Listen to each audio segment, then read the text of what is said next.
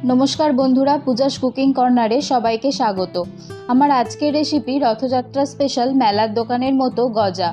उड़ीशाते एके खास्ता गजा बोललेও पश्चिमबंगे एर नाम गजा।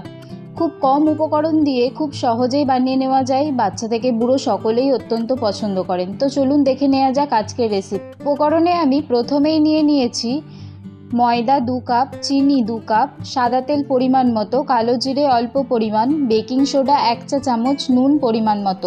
মেলার দোকানের মতো খাস্তা গজা বানানোর জন্য প্রথমেই আমি গ্যাস অন করে একটি পাত্রে চিনির শিরাটা বানিয়ে নেব।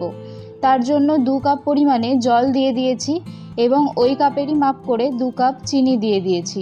গ্যাসটা হাই ফ্লেমে দিয়ে চিনিটা মেল্ট হতে দিয়ে দেব।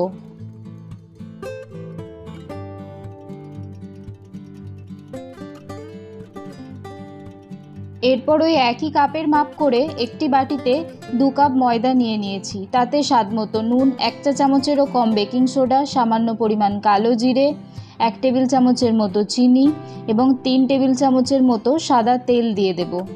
সাদা তেলের পরিবর্তে আপনারা এখানে ঘিও ব্যবহার করতে পারেন। দেখুন ময়দার মধ্যে ময়ানটা ভালো করে দেওয়া হয়ে গেছে, ভেঙে যাচ্ছে না, সুন্দরভাবে ময়দাটা মুঠো হয়ে যাচ্ছে। এরপর একটু একটু করে জল দিয়ে ময়দাটা মেখে নেব।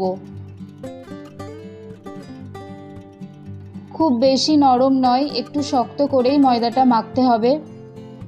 এরপর ময়দাটা মেখে আমি একটা ডো বানিয়ে নিয়েছি। এরপর আমি এটাকে 30 মিনিটের মতো রেখে দেব।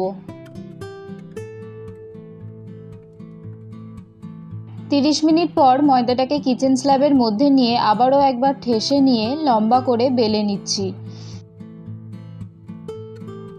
তারপর ছুরি দিয়ে 4 ভাগ করে কেটে নিয়েছি। এরপর একটার ওপর একটা করে রেখে হাত দিয়ে চেপে সাইডগুলো বন্ধ করে দেব।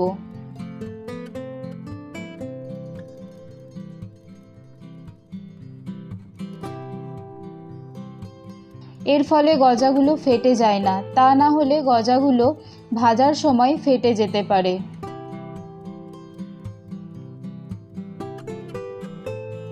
ঠিক একই রকমভাবে আমি 3 থেকে 4 বার করব, যাতে গজার ভিতরের লেয়ারটা বেশ অনেকটা হয়।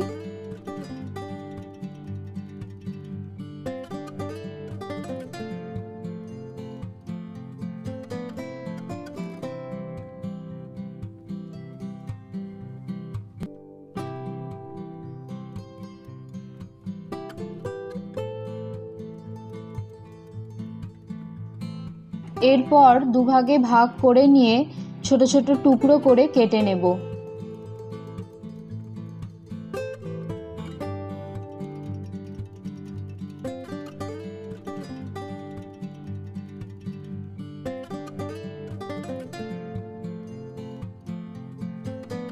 আমার এখানে টোটাল 10টা টুকরো হয়েছে।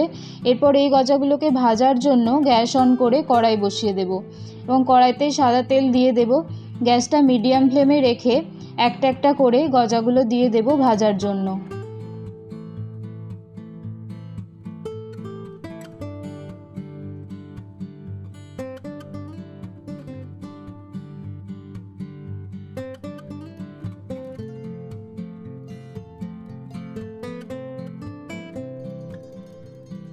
তিন থেকে 4 মিনিট ধরে গজাগুলোকে কড়া করে ভেজে তুলে নেব।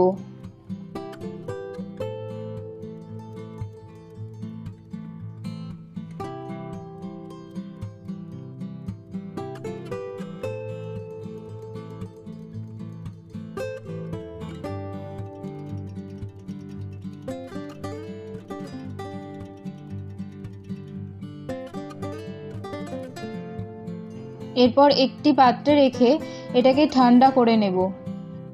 চিনির শিরাটাও এখানে রুম টেম্পারেচারেই রয়েছে।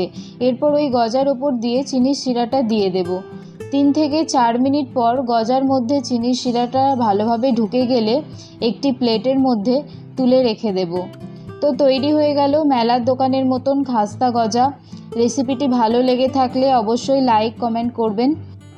অসংখ্য ধন্যবাদ ভিডিওটি দেখার জন্য। এরকম আরও ভালো ভালো রেসিপি পেতে আমার ভিডিওটি লাইক করে চ্যানেলটি সাবস্ক্রাইব করে রাখবেন। ধন্যবাদ, ভালো থাকবেন, সুস্থ থাকবেন।